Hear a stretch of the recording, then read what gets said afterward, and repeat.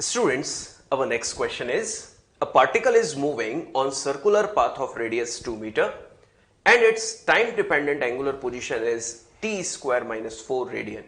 Then find, there are 4 options जो हमें calculate करने हैं. सबसे पहले है angular displacement in first 2 second. बच्चों एक एक करके इसको सॉल्व करते हैं. बिल्कुल सर. सबसे पहले बच्चों हम लोग ए पार्ट सॉल्व कर रहे हैं और ए पार्ट जब हम लोग सॉल्व कर रहे हैं तो बच्चों थीटा क्या है, उसकी एंगुलर पोजीशन. तो t इक्वल टू 0 रख देंगे तो बच्चों हमें थीटा यानी कि इनिशियल एंगुलर पोजीशन मिल जाएगी. बिल्कुल सर. और फर्स्ट 2 सेकंड मतलब 0 से 2 सेकंड तक का इंटरवल. तो t की वैल्यू 0 रखो तो इनिशियल एंगुलर पोजीशन आएगी और t की वैल्यू 2 रख दो तो फाइनल एंगुलर पोजीशन आ जाएगी. और चेंज इन एंगुलर पोजीशन से हम लोग एंगुलर डिस्प्लेसमेंट निकाल सकते हैं. तो बच्चों सबसे पहले एट t इक्वल टू 0. बच्चों t की वैल्यू अगर मैं यहां 0 रख दूं तो थीटा इनिशियल आ जाएगा. चेक कीजिए 0 स्क्वायर माइनस 4 मतलब कि माइनस 4 रेडियन. ये हमारे पास इनिशियल एंगुलर पोजीशन है. और t की वैल्यू जैसे कि फर्स्ट 2 सेकंड हमसे पूछे तो 2 सेकंड बाद अगर हम लोग फाइनल एंगुलर पोजीशन देखें तो t स्क्वायर मतलब 2 स्क्वायर माइनस 4 बच्चों ये हो गया हमारे पास 0 रेडियन. तो बच्चों हमसे पूछा गया था एंगुलर डिस्प्लेसमेंट. तो एंगुलर डिस्प्लेसमेंट आपको सर ने बताया था कैसे डिफाइन करें. Change in angular position that is final minus initial. बिल्कुल. बच्चों फाइनल वैल्यू है 0, इनिशियल है -4, तो डिस्प्लेसमेंट आ गया एंगुलर वाला अपने पास 4 रेडियन. बिल्कुल सर. अब बच्चों नेक्स्ट आपसे पूछा गया average angular velocity in first 4 second. याद रखो वर्ड एवरेज है. अगर इंस्टेंटेनियस होता ना तो मैं इसको डिफरेंशिएशन कर देता, बहुत इजी काम हो जाता. पर यहां पर एवरेज बोला गया है तो यहां पर लिख रहा हूं मैं सेकंड पार्ट में कि average angular velocity is equals to angular displacement upon time. बिल्कुल सर. अब बच्चों एंगुलर डिस्प्लेसमेंट जैसा सर ने बोला that is equals to theta final minus theta initial upon delta T. बच्चों एक छोटी सी चीज पूछ रहा हूं, क्या मैं डेल्टा थीटा यही उठा के रख दूं क्या? नहीं सर, ये तो 2 सेकंड वाला है. एग्जैक्टली बच्चों ध्यान रखना. 4 सेकंड दिया है. बच्चों यहाँ पर ये 2 सेकंड के लिए अपन ने कैलकुलेट करा था, पर इस बार एवरेज एंगुलर वेलोसिटी कितने के लिए 4 सेकंड के लिए. इसको मतलब वापस आपको डेल्टा थीटा निकालना है 4 सेकंड के लिए. बच्चों डेल्टा इनिशियल कौन सा होगा? t इक्वल टू 0 पे. तो वो तो सन ने कैलकुलेट कर रखा है t इक्वल टू 0 पे, मतलब अपने पास इनिशियल वैल्यू मालूम है -4. तो बच्चों एक थीटा फाइनल माइनस 4 अपन यहाँ लिख देते हैं. अब बच्चों थीटा फाइनल किस पे है? 2 सेकंड पे सन ने निकाला, वो अपने काम नहीं आएगा. अपने कितने निकाला है? t इक्वल टू 4 पर. तो बच्चों क्यों ना t इक्वल टू 4 यहां पुट कर देते हैं. At t equal to 4 second what is the value of theta? तो थीटा हो जाएगा थीटा फाइनल 4 का स्क्वायर माइनस 4 तो बड़ा 16 माइनस 4 दैट इज 12 रेडियन. तो बच्चों अब मैं थीटा फाइनल की जगह रख सकता हूं 12 रेडियन. तो देखिएगा मैं इसको हटा के यहां पर रख देता हूं 12 radian. Total time 4 second. Total time 4 second. तो 12 माइनस माइनस मतलब plus 12 plus 4 16 16 by 4 that is equals to 4 radian per second. बच्चों थर्ड ऑप्शन जो हमको दिया है, नोटिस कीजिए क्या लिखा है, एंगुलर वेलोसिटी एट. सबसे पहला टर्म यहां पर जो हमको नोटिस करना है वो लिखा है एट, और यहां ऊपर क्या चल रहा था? इन मतलब एक इंटरवल हमें दिया था, और एट मतलब पर्टिकुलर इंस्टेंट हमसे दिया है.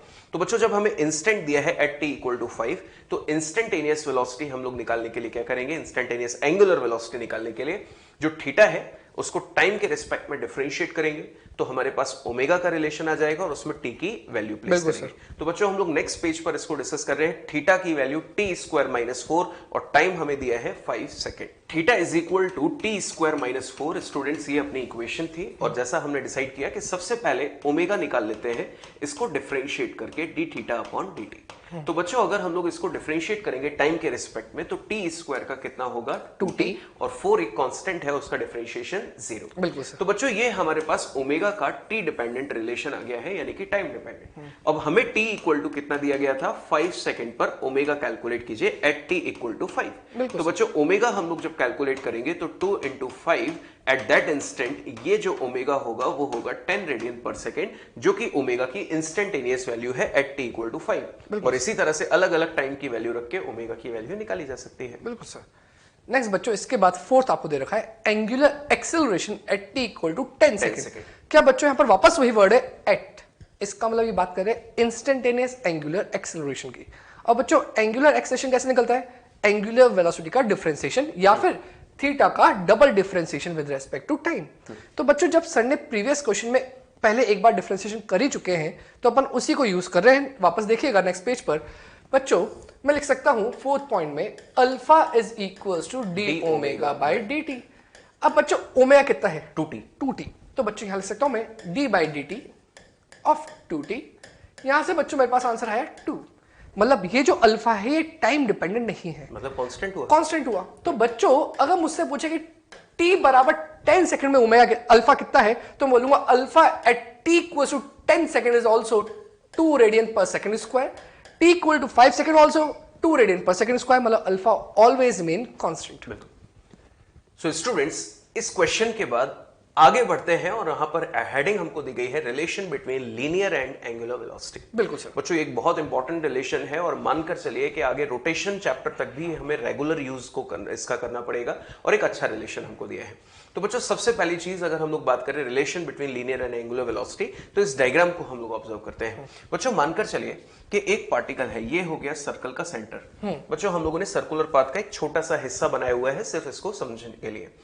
बच्चों ये सर्कल का सेंटर है और मान लेते हैं कि पार्टिकल इनिशियली यहां रहा होगा एट पोजीशन ए। तो ये हो गया इसका इनिशियल रेडियस वेक्टर, जिसका मैग्नीट्यूड हमें कितना दिया गया है r। ठीक है। और पार्टिकल जो है वो एंटी क्लॉकवाइज मूव करते हुए फाइनली बी पॉइंट पर आ गया, तो उसका फाइनल रेडियस वेक्टर अब इस डायरेक्शन में है, जिसका मैग्नीट्यूड अब भी कितना दिया गया है r। तो बच्चों क्या हमारे पास कोई एक ऐसा रिलेशन है जिससे हम लोग उसका एंगुलर डिस्प्लेसमेंट, उसकी आर्क लेंथ और उसकी रेडियस, इन तीनों के बीच में रिलेशन एस्टैब्लिश कर पाए? तो यस, हमने पढ़ा हुआ है दैट इज एंगुलर डिस्प्लेसमेंट या angle is equal to arc upon radius. बिल्कुल सर। जिसको हमने डेल्टा थीटा, आर्क लेंथ को डेल्टा एस और आर से इसको डिनोट किया गया है। अब बच्चों नोटिस कीजिए, अगर हम लोग मैग्नीट्यूड की बात कर रहे हैं, सिर्फ किसकी बात कर रहे हैं? मैग्नीट्यूड की, तो इस रिलेशन को हम लोग क्रॉस मल्टीप्लाई करके क्या लिख सकते हैं? Delta S is equal to R into delta theta. बच्चों अगर हम लोग मैग्नीट्यूड की बात कर रहे हैं तो आर कभी चेंज नहीं होगा, क्योंकि अगर हम लोग नोटिस करें तो ये जो पार्टिकल है वो इस तरह से सर्कुलर पाथ पे मूव करेगा, तो नोटिस कीजिए उसके रेडियस वेक्टर का मैग्नीट्यूड कभी चेंज नहीं होता। ये बात हम लोग पहले कर चुके हैं। पर जैसे जैसे वो घूमेगा तो उस केस में थीटा की वैल्यू चेंज होगी, यानी कि एंगुलर डिस्प्लेसमेंट उसका बदलता जाएगा। आई मीन जब भी हम लोग इनिशियल से फाइनल की लोकेशन को निकालेंगे तो एंगुलर डिस्प्लेसमेंट हर पॉइंट के लिए अलग अलग आएगा। बिल्कुल। और डेल्टा एस आर्क लेंथ भी उसी के अकॉर्डिंग चेंज होती जाएगी। तो बच्चों इस रिलेशन को अगर हम लोग यहां से स्पीड्स में रिलेशन एस्टैब्लिश करना चाहते हैं, तो अगर हम लोग इसको टोटल टाइम से डिवाइड कर दें तो delta S upon delta T ये हो जाएगा delta theta upon delta T. और आर यहां पर हम लोगों ने एक कांस्टेंट टर्म ली है जिसका हम लोग मैग्नीट्यूड की बात कर रहे हैं। बच्चों आर्क लेंथ क्या है? एक तरह की डिस्टेंस है। बिल्कुल। और डेल्टा थीटा क्या है? यहाँ पे एंगुलर डिस्प्लेसमेंट। बिल्कुल सर। तो बच्चों अगर हम लोग इनको टोटल टाइम से डिवाइड कर दें तो ये हमारे पास क्या बन जाएगा? अगर हम लोग इसको लिखें delta S upon delta T is equal to R delta theta upon delta T. बच्चों ये तो एक बड़े इंटरवल के लिए हम लोगों ने रिलेशन लिख दिया, पर अगर हम लोग इसको एक छोटे से इंटरवल के लिए ऑब्जर्व करें, that means delta T tends to zero, मतलब time of observation is very small. Time of observation इतना स्मॉल है कि अब हम लोग उसको एक इंटरवल न मानते, एक छोटे से इंस्टेंट की तरह ट्रीट कर लेते हैं। तो बच्चों अगर हम लोग यहां पर लगा दें limit delta T tends to zero, that means time interval is very small, तो डेल्टा टी किस में कन्वर्ट हो जाएगा? dt में। और if time interval is very small या टाइम बहुत छोटा सा है ऑब्जर्वेशन टाइम, तो आर्क लेंथ भी क्या होगी? बहुत छोटी सी, यानी कि डिस्टेंस कवर्ड बहुत कम होगा। एंड सिमिलरली यहां टाइम बहुत छोटा है तो एंगुलर डिस्प्लेसमेंट भी बहुत छोटा सा। बिल्कुल सर। तो बच्चों अब यहां पर ये जो टर्म्स लिखी हैं इनके बारे में आप अच्छे से जानते हैं। जैसा कि हम लोग काइनेमैटिक्स में डिस्कस कर चुके हैं कि ds बाई dt को हम लोग क्या लिखते थे? Linear speed, that is v। And similarly d theta upon dt को आज हम लोगों ने सीखा क्या लिख सकते थे? ओमेगा। और r यहां पर उसका मैग्नीट्यूड हमेशा कांस्टेंट है।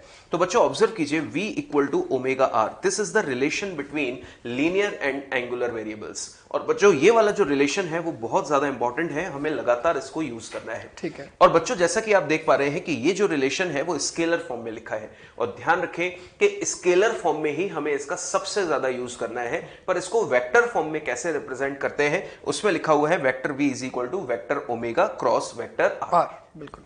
ध्यान रखें बच्चों, क्रॉस प्रोडक्ट जो होता है वो कम्यूटेटिव लॉ को फॉलो नहीं करता। तो हम लोग हमेशा जब भी इस इक्वेशन को याद रखें तो किस फॉर्म में याद रखें? Omega cross R. अगर आप r क्रॉस ओमेगा वेक्टर कर दोगे तो उस केस में मैग्नीट्यूड तो सही आएगा पर डायरेक्शन अपोजिट आ जाएगी, क्योंकि क्रॉस प्रोडक्ट कम्यूटेटिव लॉ को फॉलो नहीं करता।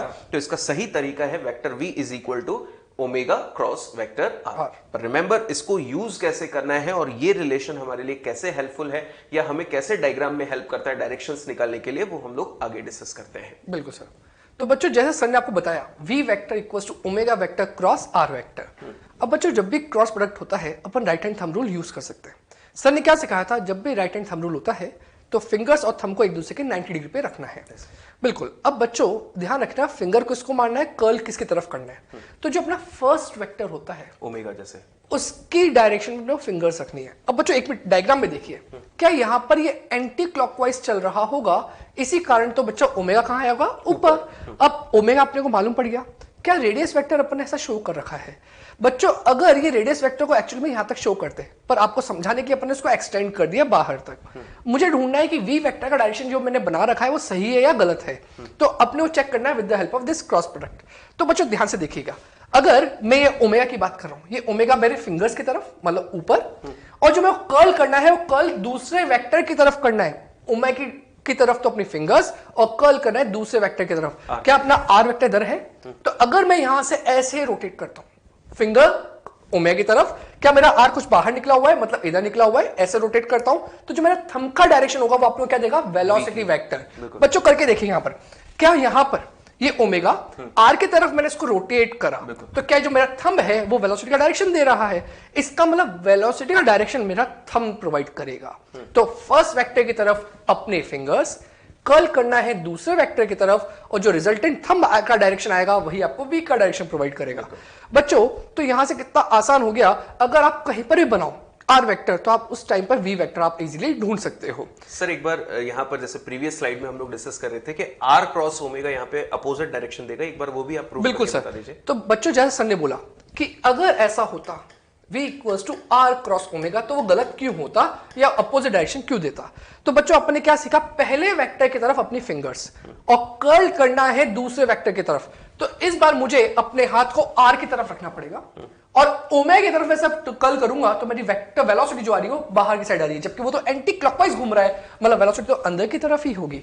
इसका मतलब 100% इसकी वेलोसिटी जस्ट अपोजिट डायरेक्शन में आंसर आता अगर मैं आर क्रॉस ओमेगा करता। मतलब डायग्राम को सेटिस्फाई नहीं करता। एग्जैक्टली सर, अगर डायग्राम को सेटिस्फाई नहीं कर रहा है इसका मतलब ये डायरेक्शन वो गलत है। तो बच्चों या तो अगर आप आर क्रॉस ओमेगा यूज करोगे आगे माइनस लगाना पड़ेगा, तब जाके वो सही होगा, और बेटर है आप बच्चों इतना भी क्यों सोचे, अपन डायरेक्टली सोचे ओमेगा क्रॉस आर, मतलब बच्चों को डायरेक्टली बोल दें ये अप्लाई नहीं करना है। तो बच्चों सही आंसर क्या है, V vector equals to omega cross R. और बच्चों ध्यान दीजिएगा, यहां पर जब भी अपन क्रॉस प्रोडक्ट की बात करते हैं, क्या दो वेक्टर का क्रॉस प्रोडक्ट का जो आंसर आता है वो हमेशा प्लेन के परपेंडिकुलर होता है। तो बच्चों प्लेन के परपेंडिकुलर आता है, अगर ओमेगा और आर एक प्लेन में है तो जो वेलोसिटी वेक्टर है उस प्लेन के परपेंडिकुलर होगा।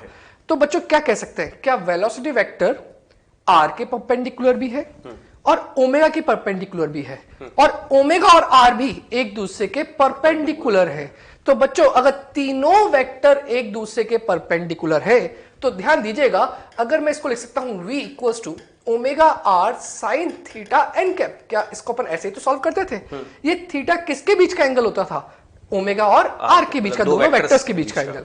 तो बच्चों यहां पर एंगल कितना बन रहा है, ओमेगा और आर के बीच में 90, तो इसका मतलब ये v omega R N cap होगा क्योंकि साइन 91 हो जाएगा, और वापस यहां से जो मैग्नीट्यूड ऑफ v आएगा वो कितना आएगा, ओमेगा आर, जो आपने पहले सीखा था। बच्चों यहां से एक बात और कह सकते हैं, और इस बार मैं क्वेश्चन आपसे पूछ रहा हूं, अगर मैं v और ओमेगा का डॉट प्रोडक्ट करता हूं तो आंसर क्या आएगा। सर जीरो आना चाहिए क्योंकि परपेंडिकुलर वेक्टर्स का dot product is always zero. तो बच्चों यहां से अपन क्या कह सकते हैं, चाहे v डॉट ओमेगा हो, ओमेगा डॉट आर हो, चाहे ओमेगा डॉट आर हो, या फिर v चाहे v डॉट आर हो, इन तीनों में से किसी का भी डॉट प्रोडक्ट करो आंसर क्या आएगा, zero, because all the three are perpendicular to each other. ये अच्छा एक थ्योरेटिकल क्वेश्चन भी आता है बच्चों बिल्कुल के सर, सामने। बिल्कुल सर। तो स्टूडेंट्स जो भी हम लोगों ने डिस्कस किया v equal to omega R, तो अब इसकी एप्लीकेशंस क्या हैं, इसको कहां कहां पर हम लोग अप्लाई करना है, कैसे करना है, उन पर चर्चा करते हैं। बच्चों जैसा कि लिखा हुआ है एंगुलर वेलोसिटी, बच्चों अभी ये जो भी डिस्कशन लिखा हुआ है उसको हम लोग थोड़ी देर के लिए छोड़कर थोड़ा सा रफ डिस्कशन करते हैं, यहां पर सीखते हैं। बच्चों हम लोग ये बात पहले कर चुके हैं कि एंगुलर क्वांटिटीज को डिफाइन करने के लिए ये जरूरी नहीं है कि पार्टिकल का मोशन हमेशा ही सर्कल हो, वो किसी भी दूसरे पाथ पर मूव अगर कर रहा होगा तो किसी ना किसी ऑब्जर्वर के रिस्पेक्ट में हम उसके एंगुलर मोशन को डिफाइन कर सकते हैं। तो ऐसा ही कुछ बच्चों हम लोग करने जा रहे हैं अपने छोटे से एग्जाम्पल में, फिर फेयरली हम लोग यहाँ पर इसको डिस्कस करेंगे। लेट अस कंसीडर बच्चों यहां पर एक एग्जांपल हम लोग ले रहे हैं कि मानकर चलिए कि यहां पर ऑब्जर्वर खड़ा हुआ है, उसी डायग्राम को बना रहे हैं बट अभी हम लोग रफली डिस्कस कर रहे हैं। और यहां पर एक पार्टिकल है, let us consider particle A and it is moving with some velocity v। और हमें क्वेश्चन में बोला गया कि इस ऑब्जर्वर के रिस्पेक्ट में इसका ओमेगा कैलकुलेट कीजिए, इस ऑब्जर्वर के रिस्पेक्ट में इस पार्टिकल का ओमेगा कैलकुलेट कीजिए, मतलब एंगुलर स्पीड कैलकुलेट कीजिए। तो बच्चों एंगुलर स्पीड कैलकुलेट कीजिए, तो कई बार बच्चे जनरली यहां पर गलती क्या कर देते हैं कि ये तो स्ट्रेट लाइन मोशन कर रहा है, इसके पास कोई एंगुलर स्पीड नहीं है, आंसर क्या दे देता है 0। तो ऐसा नहीं करना है, हमें इस क्वेश्चन को सॉल्व कैसे करना है चेक कीजिए। हमें यह चेक करना है कि इस ऑब्जर्वर को अगर ये वाला पार्टिकल देखना है तो क्या इसका फेस रोटेट हो रहा होगा, और अगर फेस रोटेट हो रहा है मतलब उसके पास इस ऑब्जर्वर के रिस्पेक्ट में एंगुलर स्पीड होगी, और वो कैसे निकालना है वो चेक कीजिए। तो बच्चों स्टेप नंबर 1, सबसे पहले जो ऑब्जर्वर है और जहां पे आपका पार्टिकल इस समय है, जहां तक आपको उसको सॉल्व करना है, उन दोनों पॉइंट्स को ज्वाइन कर दीजिए लाइक दिस, और इसको हम लोग नाम दे देते हैं r। ठीक है, हालांकि ये हमारे लिए रेडियस वेक्टर होता है जब हम लोग सर्कल की बात कर रहे होते हैं, पर अभी एक सर्कल नहीं है तो अभी मैंने जनरली एक पोजीशन वेक्टर इसको नाम दे दिया, और उसकी मैग्नीट्यूड कितनी ले ली है r। और बच्चों मान लेते हैं कि r और v के बीच में इस समय कोई ना कोई एक एंगल बन रहा है, और वो कितना है, एंगल थीटा। तो स्टेप नंबर 1 बच्चों हम लोगों ने जो फॉलो की है वो क्या है, जो ऑब्जर्वर है और जो पार्टिकल है, जिस इंस्टेंट पर उस पार्टिकल को सॉल्व कर रहे हो वहां पर उन दोनों को ज्वाइन कर दीजिए with the help of straight line like this, और उसकी जो भी लेंथ होगी या तो क्वेश्चन में गिवन होगी, और नहीं गिवन है तो मेरी तरह यहां पे क्या मान ले r। और अब आप नोटिस कीजिए ये जो वेलोसिटी है और जो r है, इनके बीच में कोई ना कोई एंगल होगा, और अगर उनके बीच में कोई एंगल है तो आप वेलोसिटी के कंपोनेंट्स कर लीजिए। क्या कर लीजिए, वेलोसिटी के कंपोनेंट्स। तो बच्चों अगर मैं वेलोसिटी के कंपोनेंट कर दूं तो एक कंपोनेंट ये आएगा जिसका नाम होगा v cos थीटा, और एक ये वाला होगा जो होगा v sin थीटा। बच्चों अब मैं सीधे शब्दों में यहां पर बात कर रहा हूं, नोटिस कीजिए। सिंपल वर्ड्स में अगर पूछें कि ये ऑब्जर्वर है और अगर ये पार्टिकल v cos थीटा की डायरेक्शन में जा रहा होता, तो क्या इस ऑब्जर्वर को इस पार्टिकल को v cos थीटा की डायरेक्शन में देखने के लिए क्या अपने फेस को रोटेट करना पड़ता? नहीं। v cos थीटा की डायरेक्शन में जा रहा था तो वो बिल्कुल उसको ऐसे स्ट्रेट चलता हुआ दिखाई देता लाइक दिस। पर अगर बच्चों इस पार्टिकल को मैं v sin थीटा की डायरेक्शन में चला दूं, तो नोटिस कीजिए इस ऑब्जर्वर को अगर v sin थीटा की डायरेक्शन में देखना है, तो ऑब्जर्वर को अगर v sin थीटा की डायरेक्शन में देखना है तो इसको लगातार देखने के लिए इसको अपने फेस को रोटेट करना पड़ेगा। ये अगर पार्टिकल है और v sin थीटा की डायरेक्शन में इसको चला दे तो इसको अपने फेस को रोटेट करना पड़ेगा। तो बच्चों बताओ क्या पर्सन को इस पार्टिकल को देखने के लिए फेस रोटेट करना पड़ रहा है? Definitely yes. और अगर रोटेट करना पड़ रहा है तो मतलब इस ऑब्जर्वर के रिस्पेक्ट में इस पार्टिकल के पास एंगुलर मोशन है, और अगर एंगुलर मोशन है तो हमें उसका ओमेगा डिफाइन करना पड़ेगा। और ओमेगा डिफाइन करने के लिए अब हमारे पास है v equal to omega R, तो ओमेगा इज इक्वल टू क्या आ जाएगा, v बाय आर। पर बच्चों v और r हमें कौन सा लेना है इस पर बात करते हैं। बच्चों आंसर दीजिए, फेस रोटेट कौन करा रहा है, v cos थीटा या v sin theta? v sin theta, जो कि लाइन जॉइनिंग के परपेंडिकुलर है, जो कि किसके है, लाइन जॉइनिंग के परपेंडिकुलर। तो हमेशा हमें वेलोसिटी या उसका वो कंपोनेंट लेना होता है जो लाइन जॉइनिंग के परपेंडिकुलर हो। हमेशा हमें वेलोसिटी या उसका वो कंपोनेंट लेना होता है जो लाइन जॉइनिंग के परपेंडिकुलर हो, अपॉन ये जो लाइन जॉइनिंग है किस किसकी, ऑब्जर्वर और पार्टिकल की, इसकी लेंथ हमें यहां पे लेनी होती है, जिसको मैंने किससे डिनोट कर रखा है, r से। तो बच्चों वही चीज वहां पे फेयरली अगर हम लोग देखें तो एक ऑब्जर्वर, यहां पर हम लोग मानकर चले पार्टिकल प्रेजेंट था, उस पर्टिकुलर लेंथ का जो हमने पोजीशन वेक्टर नाम दिया उसकी लेंथ या मैग्नीट्यूड हमने ले ली कितनी, r। अगर इस वेलोसिटी के कंपोनेंट कर दें तो ये क्या हो जाएगा, v cos थीटा, ये एंगल थीटा मान ले तो, और ये क्या हो जाएगा, v sin थीटा। और इसको हम लोग क्या बोलेंगे, परपेंडिकुलर। किसके परपेंडिकुलर, लाइन जॉइनिंग के, which is responsible for the rotation of face, जब ऑब्जर्वर उस पार्टिकल को देख रहा होगा। तो वही चीज बच्चों यहां पे लिखी है कि अगर हमें ओमेगा का कैलकुलेशन करना हो तो कंपोनेंट ऑफ वेलोसिटी कौन सा वाला, परपेंडिकुलर टू लाइन जॉइनिंग। तो इसको ऐसे भी बोल सकते हैं, वेलोसिटी या वेलोसिटी का वो कंपोनेंट जो लाइन जॉइनिंग के परपेंडिकुलर हो upon length of line joining. इससे हम कैलकुलेशन कर सकते हैं। तो आपने नोटिस किया सर्कुलर पाथ नहीं था, फिर भी हम लोग इसका ओमेगा डिफाइन कर पा रहे हैं। बिल्कुल।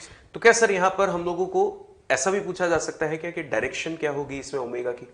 बिल्कुल सर, उस इंस्टेंट पे अपन जरूर मालूम कर सकते हैं। बिल्कुल पता कर सकते हैं। तो बच्चों एक और क्वेश्चन यहां पर बनता है कि अगर ओमेगा का मैग्नीट्यूड हम निकाल रहे हैं तो डायरेक्शन कैसे निकालें? तो सर ने आपको राइट हैंड थंब रूल बताया है अगेन एंड अगेन। सबसे पहले जो यहां पर दिया गया है आर और ओमेगा, आंसर दीजिए। अपन डायरेक्टली भी देखें कि ये v sin थीटा की डायरेक्शन में अगर हम लोग नोटिस करें, इसको देखते रहने के लिए फेस हमारा कैसे घूम रहा है, क्लॉकवाइज या एंटी क्लॉकवाइज? तो क्लॉकवाइज घूम रहा है। और क्लॉकवाइज अगर ओमेगा है तो हम लोग वहां पर क्लॉकवाइज को क्या साइन देंगे, नेगेटिव। हाँ, क्लॉकवाइज नेगेटिव, और एंटी क्लॉकवाइज को पॉजिटिव। तो अकॉर्डिंगली अपन क्वेश्चन जब सॉल्व करेंगे तो इस चीज को नोटिस करेंगे। आइए क्वेश्चन प्रैक्टिस के थ्रू इसको और अच्छे से सीखते हैं। बिल्कुल सर। तो बच्चों अभी अपने को नेक्स्ट जो पढ़ना है वो है रिलेटिव एंगुलर वेलोसिटी। बच्चों अभी जो सर ने पढ़ाया वो था एंगुलर वेलोसिटी। अब वो अपन ने जो देखा था एक फिक्स पॉइंट के अबाउट देखा था, पर मान लेते हैं इस बार वो फिक्स पॉइंट भी मोशन में आता है। अगर वो फिक्स पॉइंट भी मोशन में आता है या फिर जो ऑब्जर्वर किसी पर्टिकुलर पॉइंट को ऑब्जर्व कर रहा है वो ऑब्जर्वर भी मोशन में है, तो क्या वो जो एंगुलर वेलोसिटी है वो रिलेटिव होगी?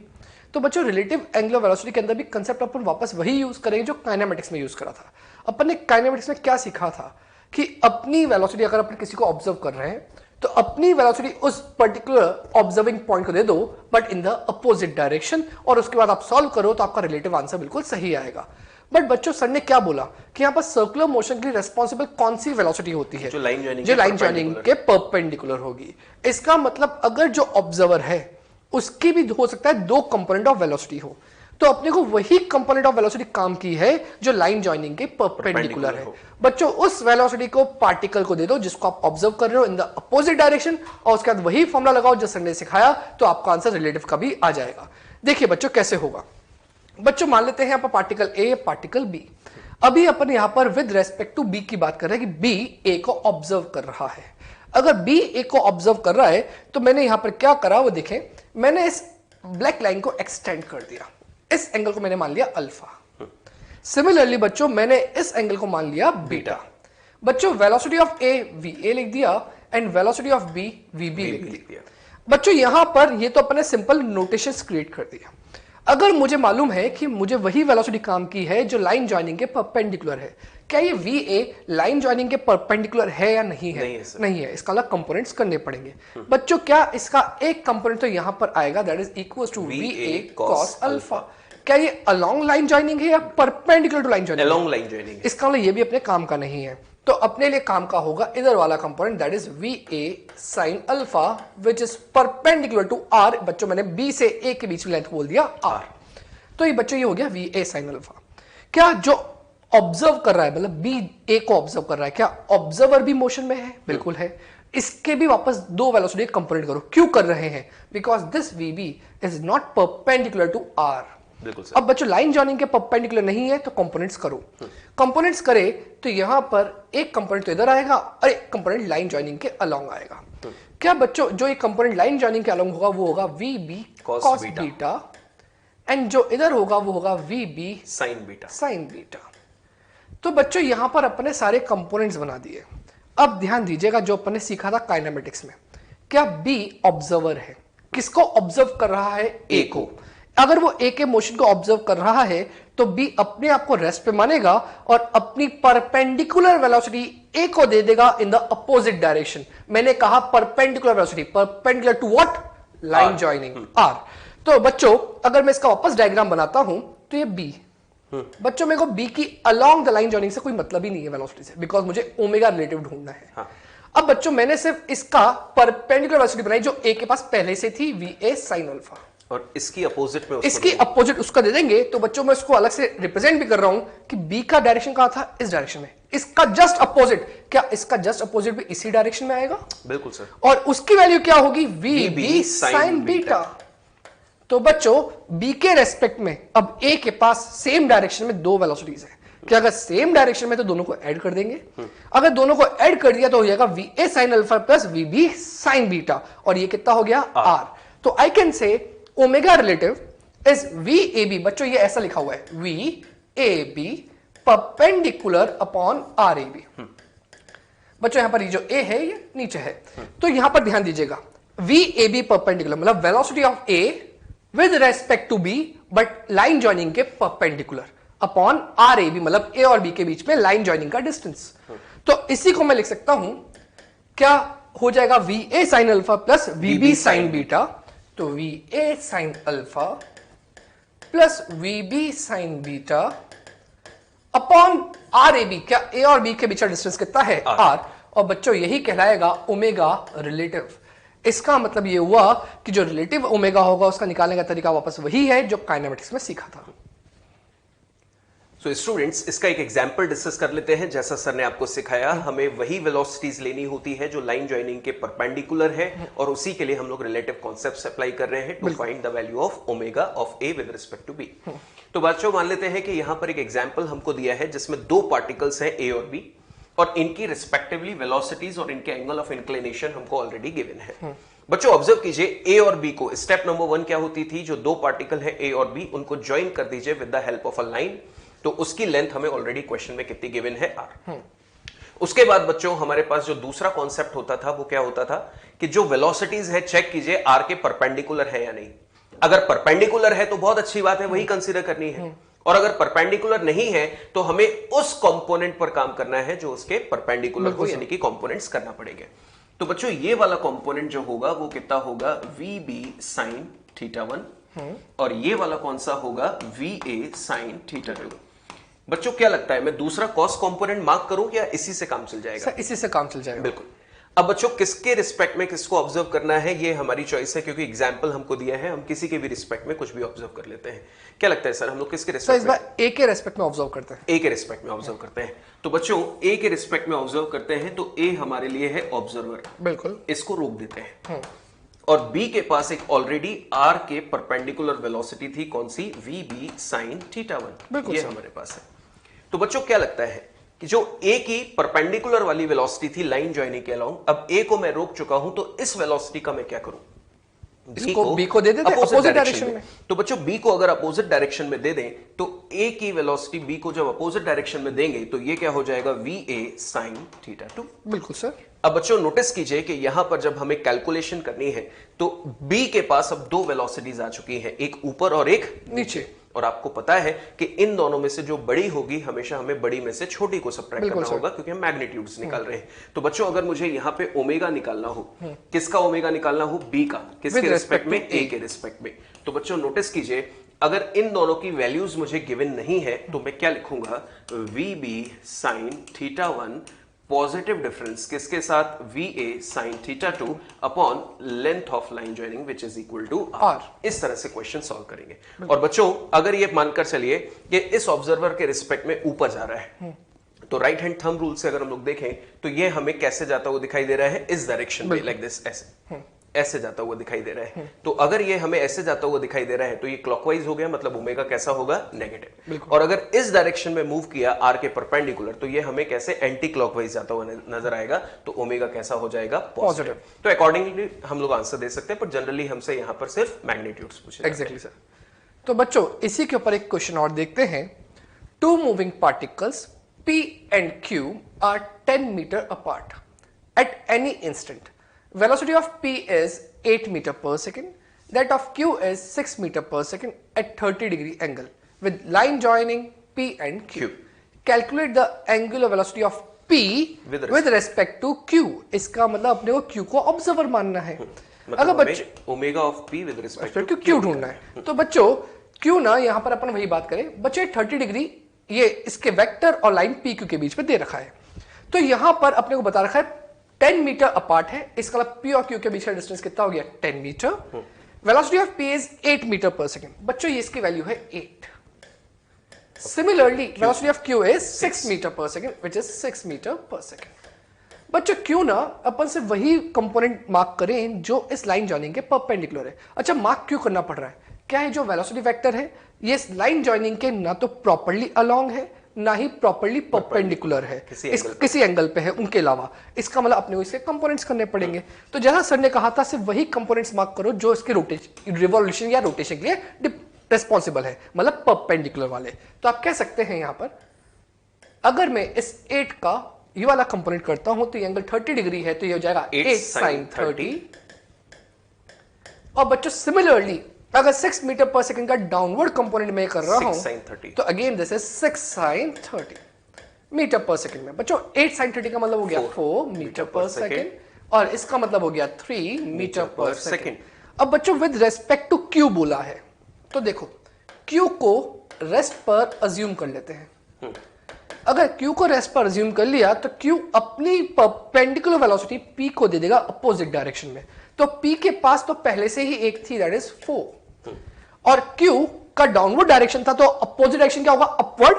और ये अपवर्ड में ही कितनी और दे देगा 3, तो क्या टोटल हो गई 4 + 3 7 और डिस्टेंस कितना था बच्चों 10 मीटर। तो बच्चों पी और क्यू के बीच का डिस्टेंस 10 मीटर, वापस वही फॉर्म लगाते हैं V P Q perpendicular upon R between P and Q. तो बच्चों वैल्यू रख देता हूं 4 + 3 7 metre per second upon are की वैल्यू 10, आंसर हो जाएगा 0.7 रेडियन पर सेकेंड।